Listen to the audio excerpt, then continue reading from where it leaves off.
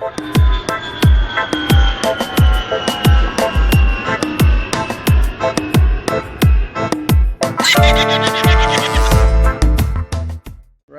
so the fun begins. I'm back at the pink building, purple building, sorry. The pink one was the other one, yeah. Purple for motorcycles, pink for cars. And I went into the information booth and I showed her my all the paperwork for the 2 bikes. And she's like, you go inspect first. Okay, the hell do I know? So I got 2 numbers, 130 and 131. The Lord knows how long it's gonna take. So what I get to do now is take the ramp out from the truck and unload the 2 motorcycles and bring them over there. And then just wait. As long as it takes, it takes. I really don't have anything else going for today.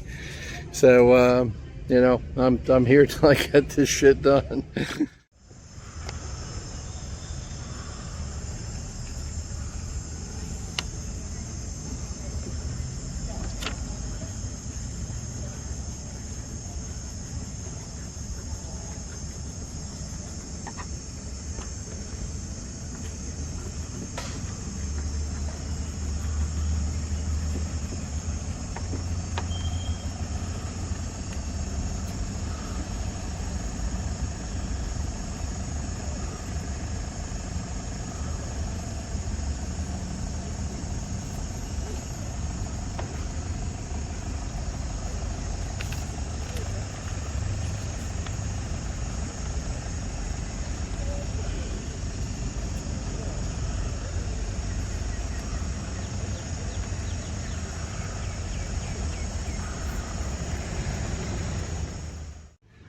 So I started to unload the bikes. I took the ramp out and it must have looked pretty funny. Big giant sweaty Farang.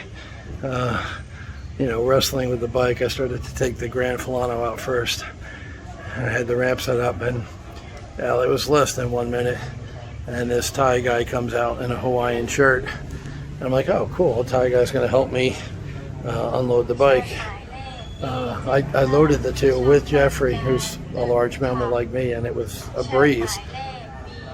Number 1, because he has loaded lots of bikes, and 2 of us are, you know, 2 big guys, no problem. I wound up jumping up in the bed, and he pushed up the ramp, easy peasy.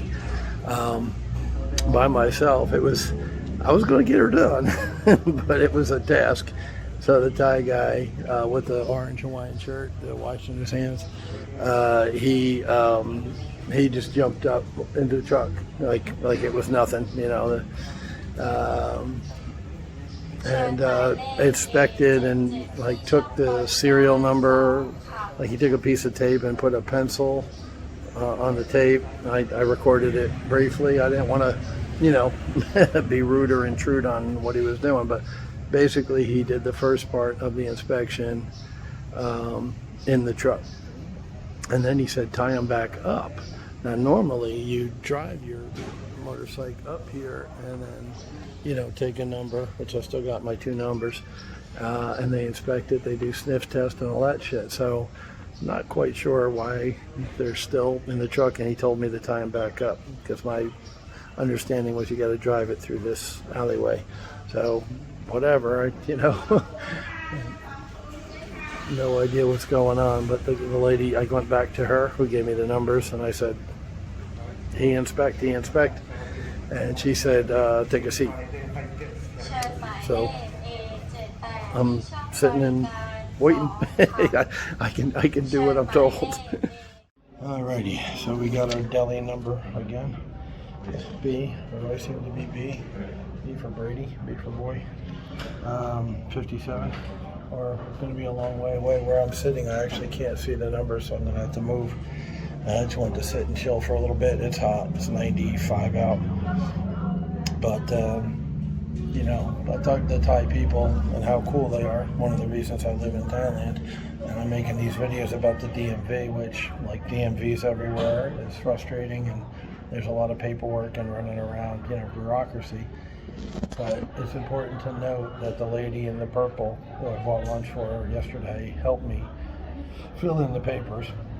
Because I don't read Thai. She knows I'm a Farang, they call it, right, with the L. So she helped me out, just nice lady. This lady up at the information booth here in this place, which is, third time I'm here, first time was closed. So, in that contact center, Government Easy Contact Center, her job is like information. She sat there and put this thing together for me and said, sign here, sign here, sign there, showing me where I needed to sign. Because, once again, I could guess, but there's one page I signed twice, and so I wouldn't have never thought to, or I could have sat here for an hour and translated with Google Translator. It's got a scan function where you scan it, take a picture with your camera, scans it, and it'll interpret it as best it can. It's 50-50, it really is. It made conversations with my ex difficult because some of the words it chooses, both in Thai and English, were just not correct. So she saved me a lot of time. Even though her job is information, she sat there and helped me with the form, gave me a number. However, if you remember last time I was here, when I got up to window number 5, the lady said, go get another number because you've got 2 bikes. And Jeff explained to me that's because they only do 20 bikes a day, and when they reach 20, they're done. So thinking I'm learning the system, thinking I'm smart, I said to her, give me another number, B57, give me two number. And I handed her the paperwork for the second bike. And she just put it inside the book and just handed it back to me. No second number for you, no soup for you. So I have a feeling when B57 does get called, I'm going to have to go back to her and get another number. But whatever, she helped me fill out the paperwork, that's my point. And the Hawaiian shirt guy hopped up in the back of the truck and did the inspection. I didn't have to take it off. I didn't have to run it through. Didn't do the snuff test. Maybe because it's a 2019 bike, the Yamaha. They're both in good shape. He never even started them. So I guess because they're newer bikes, I got lucky. And he did what he had to do in the back of the truck, and that was it. I didn't have to unload them and run it through and load them up again. So, a lot of people okay, you do these videos talking about the challenges of living in Thailand. That's because I want you guys to be aware of what you're up against. Are there mosquitoes here? Yeah. Are there gold diggers here? Yeah. Is it confusing to deal with the government here? Yeah, especially if you don't speak the language like most of us don't. We really need to, but we're lazy. And I think Americans have a sense of entitlement. When they travel, they expect people to speak English, and that's ludicrous, but that's the way a lot of Americans think. So, yes, all those are true. There are skeeters, although like in the condo, if I leave the windows open all day, I'll have 1 or 2 bugs. In Pi, in TTK, there was thousands of bugs everywhere, and you couldn't go anywhere without your little tennis racket thing to kill bug zapper. So it's all relative. But anyway, I just wanted to point out, she was nice enough to help me, and her job is processing people. See if you can see her behind her little window there. See, they're queued up, and she's there behind the little glass partition, just helping people. That's her job. Filling out forms is not her job. So she took the 2 minutes it took to, help me fill my stuff out. That's Thai people. They're sweet, they're kind, they're giving, they're happy in general. I mean, it's a great place to live.